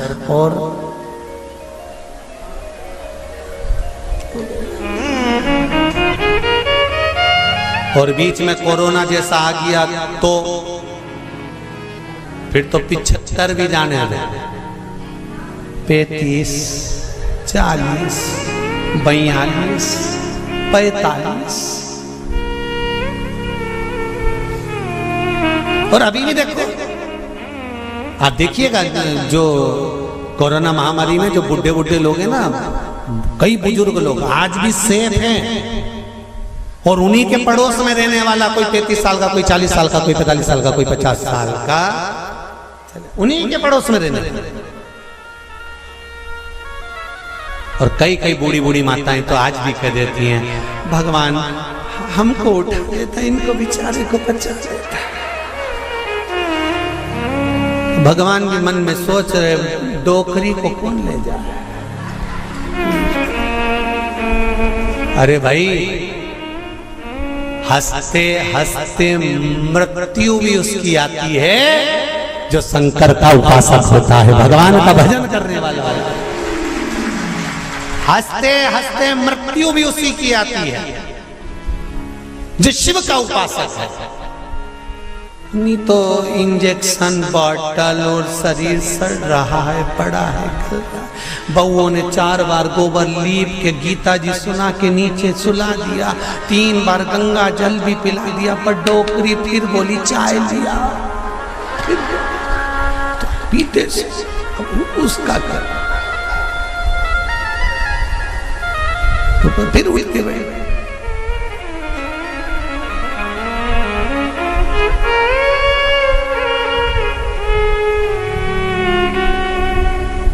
अरे भाई, तुमको अगर बगीचे का सबसे सुंदर फूल पसंद है, तुम एक से बढ़कर एक बगीचे में गए पर फूल वही तोड़ते हो जो तुम्हें पसंद आता है।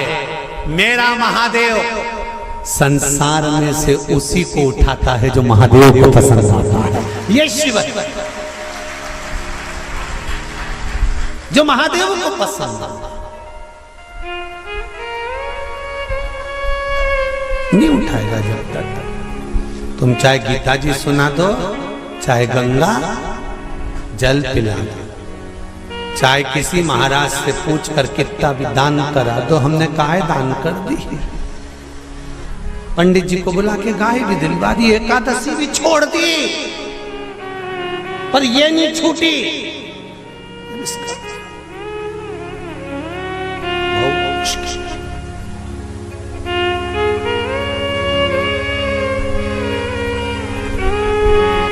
चंचुला ने ठहाका लगा दिया, नंदी पर मेरे भोलेनाथ है, मेरे शंकर नंदी पर विराजमान। और जो चंचुला देवी हंसी ना, शंकर जी प्रसन्न हो गए। सास समझाए बहू को और बहू हंसते जम के, तो सास को बुरा लग जाता है। मेरे महादेव को मुस्कुराने वाले पसंद हैं, वो कभी बुरा नहीं मानता कि कौन हंसा, उसको मुस्कुर। इसलिए आपको कथा में कहा, आपके पास में अगर एक लोटा जल नहीं है, बेलपत्र नहीं है, आपके पास में चावल का दाना नहीं है, फूल नहीं है, तो क्या कहा था, शंकर जी के मंदिर में जाना और उसको देखकर एक स्माइल कर कर मुस्कुरा कर भी आ जाना। शंकर जी भी समझेंगे इतना दुख इसकी जिंदगी में है, तो वो भी मुस्कुरा रही है, तो पार्वती जी भी कह देगी चिढ़ा रही है, काहे का मुस्कुरा रही है, वो चिढ़ा के कह रही है कि दुख तुमने दिया है तो मिटाओगे भी तुम, इसलिए मैं मुस्कुरा रही हूं कि मेरे दुख को मिटा देना। जैसी प्रसन्न होकर मैं आई हूं तुम्हारे मंदिर में, ऐसी प्रसन्न कर कर भेजना, ऐसी प्रसन्न। चंचुला देवी हंसी, मुस्कुराई, ठाका लगाया, शंकर जी को पसंद आया। अब और अच्छी बात सुन लो, बहुत अच्छी बात है, श्रावण शिव महापुराण में मिली है। वो तो ये दोनों जजमान थोड़े दमदार अच्छे मिले हैं ना, तो कथा का भी एक आनंद श्रावण के महीने में मिल रहा है। जरा देखिए, जरा सुनिएगा। सारे राक्षसों की कथा निकाल लो तुम आज घर पे जाकर, रावण को निकालना। जब जब राम के सामने आता था तो ठाका लगाता था कि नहीं लगाता था, बोलो जम के सही है कि गलत है। कंस कृष्ण भगवान के सामने आता था तो ठाका लगाता था कि नहीं लगाता था, जाने दो। पूतना, तृणावत, अघासुर, बकासुर, इनको भी, और जितने जितने जितने जितने तुम राक्षस निकाल सकते हो, तारकासुर, भस्मासुर, रावण, ये जितने जितने असुर हुए इन सब को देख लो, भस्मासुर, ये सब, और भी तुम जितने सीरियल निकाल सकते हो, नाटक, उनमें देखना। देवी मैया रक्त बीज को मारने जा रही है, रक्त बीज हंस। महिषासुर को मारने जा रही है, महिषासुर हंस। एक दो बार तो माता देवी मैया को भी थोड़ा टेंशन हुआ कि मैं इसको मारने जा रही है, हंस क्यों रहा। रावण मरने जा रहा था और मुस्कुरा रहा था, हंस रहा था, ठहाका लगाता। आज भी रावण जलता है ना, जब कौन से मैदान में, अरे जम के तो बोलो, रावण मर के चले गया पर प्रॉपर्टी आज भी रह गई उसकी।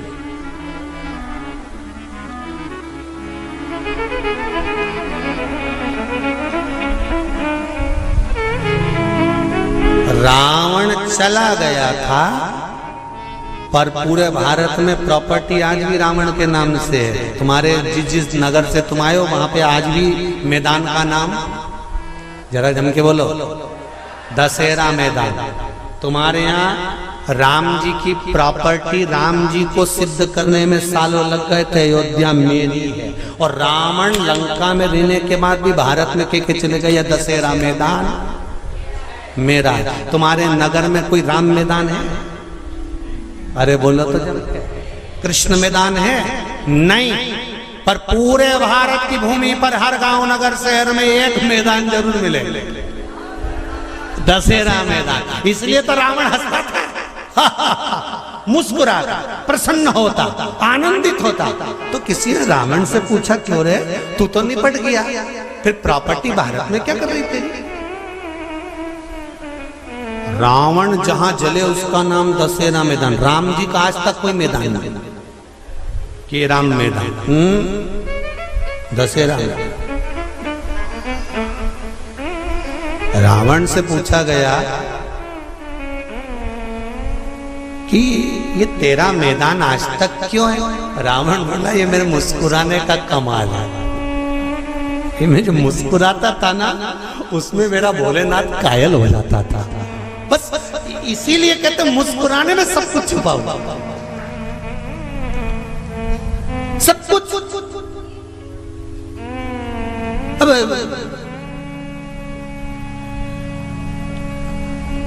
पहले हमारी आदत थी, हम सीहोर में अगर कोई शांत भी हो जाता था तो उनके यहाँ जाते थे, तो उनकी बहुएं रोती थी ना तो वो हमको देख के चुप हो जाती थी। उनको मालूम है अगली कथा में बोल देगा,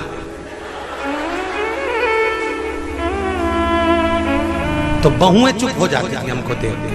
उनकी डिजाइन नहीं तो कई बहुएं ऐसी अल्ला अल्ला के रोती थी, सांस मर जाए तो खूब अल्ला अल्ला के रोए, ऐसी रोए ऐसी रोए। तो मन में बाद में तो आता ही था कि बताओ, हमको काकी मिली थी और पहले कह रही थी कि मैंने 3 दिन से इनसे कह रही कि मेरे को गर्म चाय दे दिया करो। जब बेटों की चाय बनती है तब मुझे चाय देने आती है, तब तक चाय भी नहीं देती। और आज अल्लाह अल्लाह के रो रही हम। तो बोलो याद आएगी कि नहीं आएगी?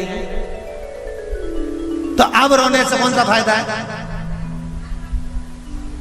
इसीलिए निवेदन है 25 लाख की गाड़ी में बैठने वाले भी एक दिन 25 रुपए के लोटे में भर के गंगा जी चले जाता।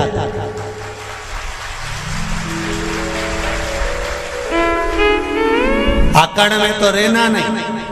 25 लाख की गाड़ी में बैठकर घूमने वाले भी 25 रुपए के लोटे में भरा जाएंगे, इसकी कोई गारंटी नहीं है जीवन की। इसलिए चंचुला देवी ठहाका लगाकर हंसी, शंकर को पसंद आया, मेरे भोलेनाथ को प्रसन्नता।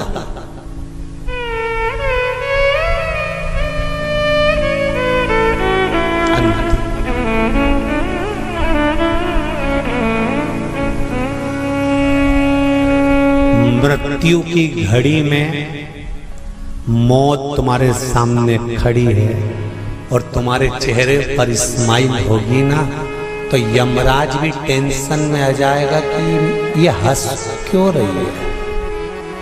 तुम रास्ते से निकल कर जाओ, एक प्रैक्टिकल छोटा सा करके देखना। तुम रास्ते से निकल कर जाओ, जाते जाते जाते जाते थोड़ा सा मुस्कुरा कर चले जाओ तो 4-6 दुकान वाले टेंशन में रहेंगे। बोलो सही है कि गलत? 4-6 दुकान वाले टेंशन में रहेंगे। हंसा क्यों, ये हंसा क्यों, ये हंसी क्यों, क्या काम है? मृत्यु की सैया पर प्राण छूट रहे और तुम्हारे मुस्कुराहट है। और मुस्कुराहट किस चीज की है?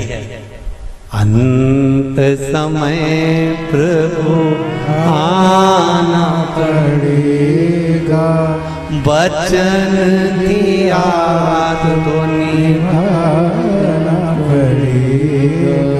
आए ना आए प्रभु कुटुंब कबीला, अंत समय भोले आना पड़ेगा। कोई आए ना आए, अंत समय पर मेरा महादेव आए। अंत समय पर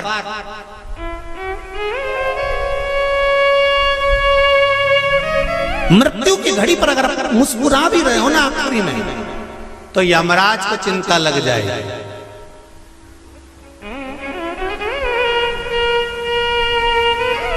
और सरल समझ लो,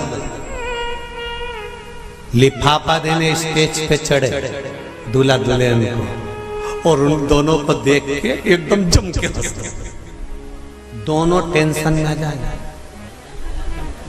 दो पत्नी पति से कहे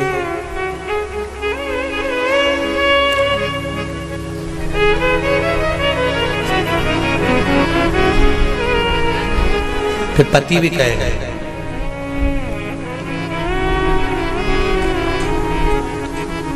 फिर धीरे से कानाफूसी होगी, ये हंसा क्यों?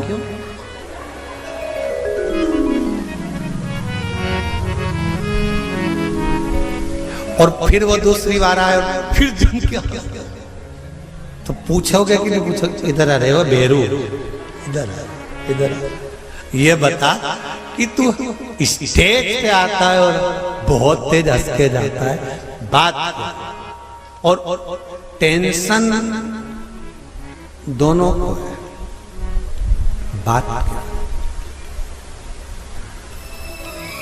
रसगुल्ला खाते खाते भी पत्नी उस टेंशन में पड़ी रहेगी और पति से पूछेगी तुम्हारा दोस्त इतनी तेज क्यों हंसा था? सही बात।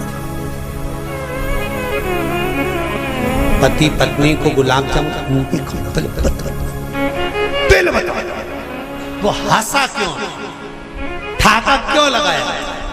अंत समय में अगर चेहरे पर प्राण छूटते समय भी मुस्कुराहट होगी तो यमराज भी शंकर जी के पास जाकर पूछेगा कि इस मुस्कुराहट का कारण क्या है। शंकर जी कह देंगे ये मेरा भक्त है, मुस्कुराता रहता है, इसके चेहरे पर स्माइल है, ये मुस्कुराता रहता है।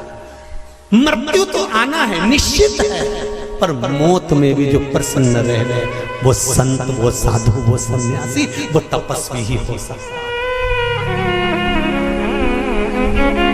अंत समय अब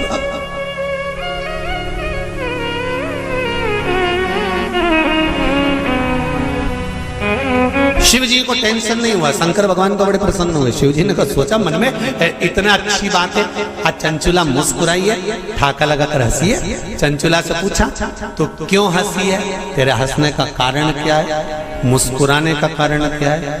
चंचुला देवी कहती है मेरे मुस्कुराने का एक कारण है, आप अगर मुझे मार्ग बताते हैं कि पति के लोक नहीं जाना है तो मैं पति के लोक नहीं जाना चाहती। ये बताओ कि मेरे पति को इस कैलाश पर आपके चरणों में कैसे लाया जा सकता है?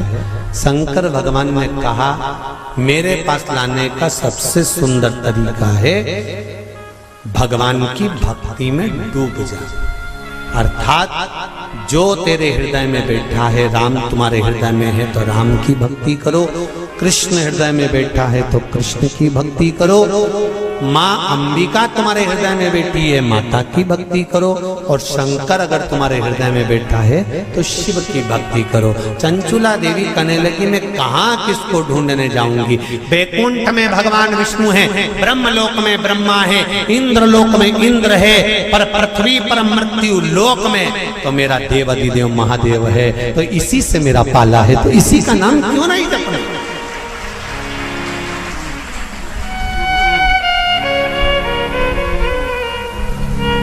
मैं शिव का नाम क्यों ना जपूं? महाराज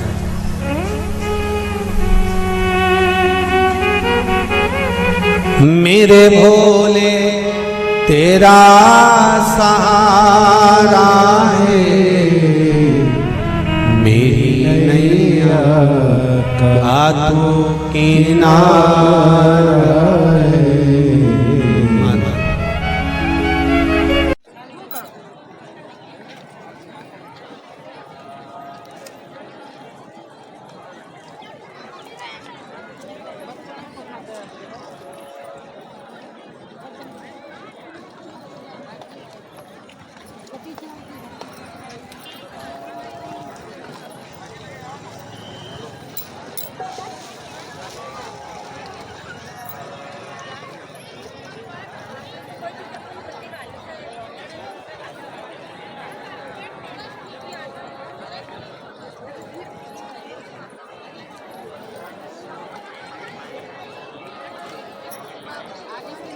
जाएगा जो तुमने भजन करा, जो तुमने स्मरण करा, जो तुमने दान करा, जो तुमने पुण्य करा, वो तुम्हारे साथ गया।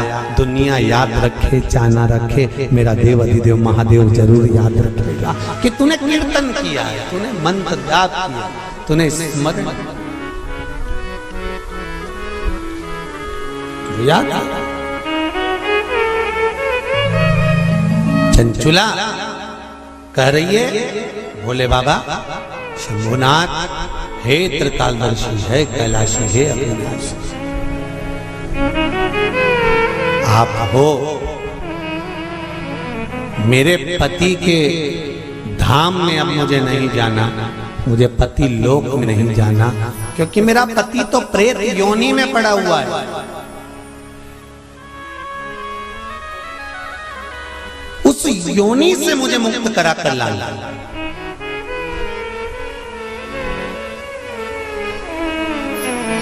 उस योनि से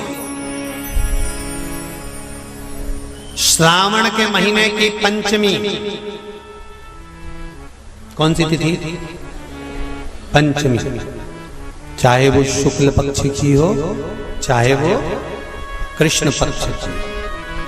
श्रावण महीने की पंचमी के दिन शंकर भगवान पर जिस जिस परिवार के व्यक्ति का कांवड़ जल हमने बताया है आपको, जरूरी नहीं है कि डंडा बांधकर 2 कावड़ के जल के लोटे लेकर जाओ, आप अपने हाथ में भी 2 पात्र लेकर जा सकते हैं।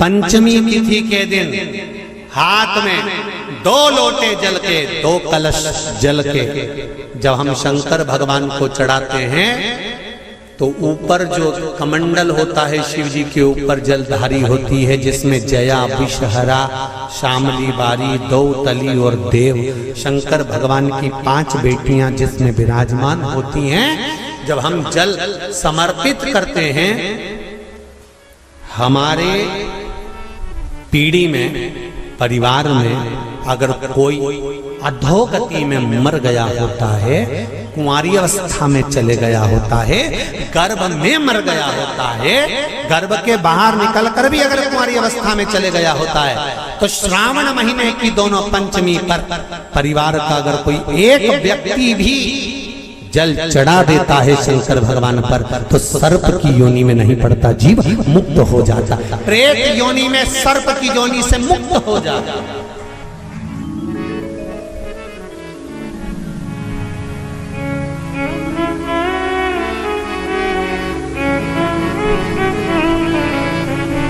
महाराज,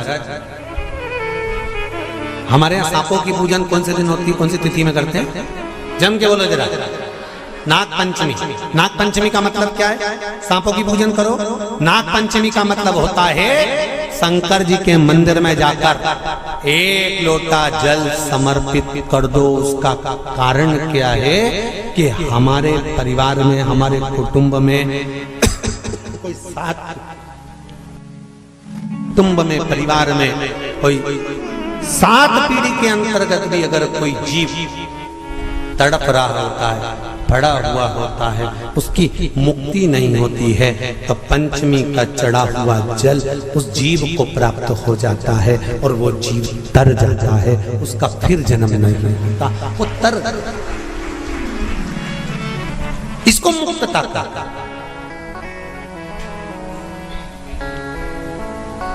इसको मोक्ष का कहता।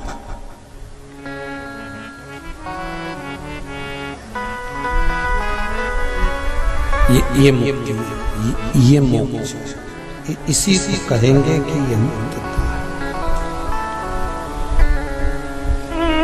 महाराज,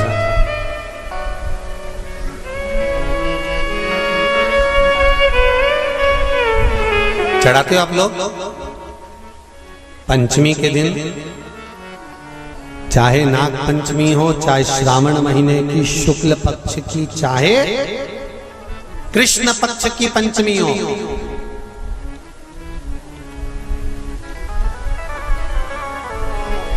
शिव जी पर जल चढ़ाया गया।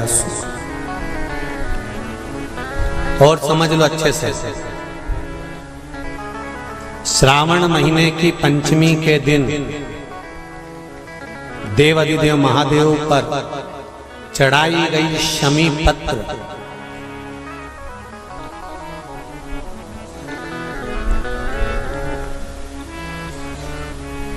शंकर भगवान पर चढ़ाई गई शमी पत्र आस्तिक मुनि का नाम लेकर, कौन से मुनि?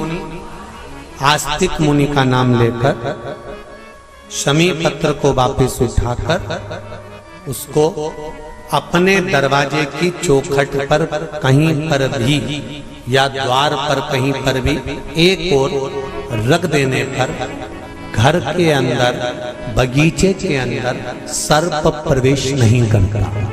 ध्यान रखिए, सर्प प्रवेश नहीं करेगा। शमी पत्र समर्पित करने पर, उस शमी पत्र को आस्तिक मुनि का स्मरण करने, कौन से मुनि है? आस्तिक मुनि का स्मरण करने पर भीतर घर के अंदर बगीचे में सर्प भी प्रवेश नहीं। उस शमी पत्र में जया, विषहरा, शामली वारी, दौतली और देव, ये पांचों कन्याओं का भाव प्रकट हो जाता है और वो कन्याएं हमारे घर के द्वार की रक्षा करती हैं। तुम्हारे घर की बहन बेटी क्या करती है? तुम्हारे घर की बहन बेटियां क्या करती हैं? घर में बहन बेटी आती हैं तो बद्दुआ देकर नहीं जाती। घर में कन्याएं रहती हैं, बद्दुआ नहीं देती।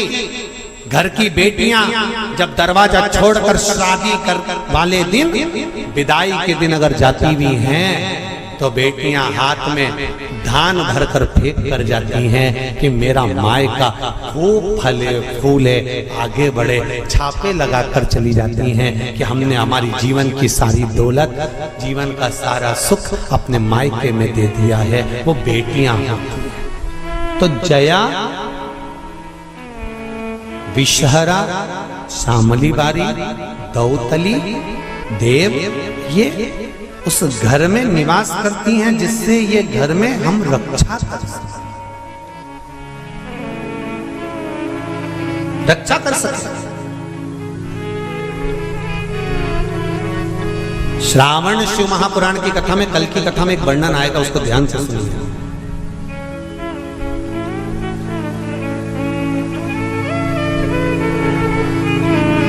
उदर, पेट सारी बीमारियों का केंद्र बिंदु है।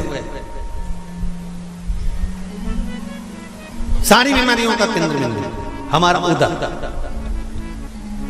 कहीं इसमें तकलीफ होती है, एसिडिटी बन जाती है, कोई बड़ी बड़ी बीमारियां इसी के माध्यम से, पेट के माध्यम, तो उसके लिए कल की कथा में श्रावण के महीने का बड़ा सुंदर भाव प्रकट होगा कि हमारे उदर से जुड़े हुए प्रॉब्लम, केवल एक तिथि और एक ही दिन शंकर भगवान पर जल चढ़ाकर उस जल का 3 बार आचमन करने पर ही उदर की बीमारी मिट जाती है। वो श्रावण के महीने का बड़ा सुंदर कथा है, उसको अपन श्रवण करते हुए आगे बढ़ेंगे। वो श्रावण सब